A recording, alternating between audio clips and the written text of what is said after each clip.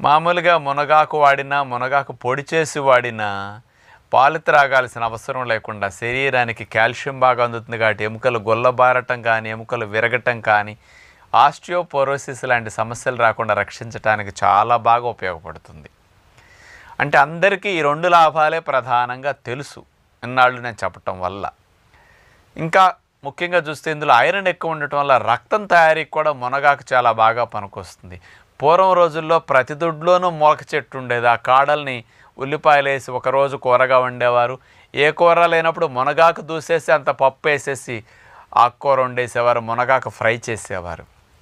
రక్తహీనత సమస్య రాకుండా మునగాకు బాగా పనికొస్తుంది అన్నమాట. ఇక సైంటిఫిక్గా తీసుకుంటే ఇతర లాభాలు ఏమున్నాయని, మునగాకులో క్వర్సెటిన్ అనే కెమికల్ ఉంది. ఇది రక్తనాళాల స్టిఫ్నెస్ తగ్గిస్తుంది. స్టిఫ్ అయినాయి అనుకోండి, గట్టి పడితే దగ్గరకు వస్తాయి.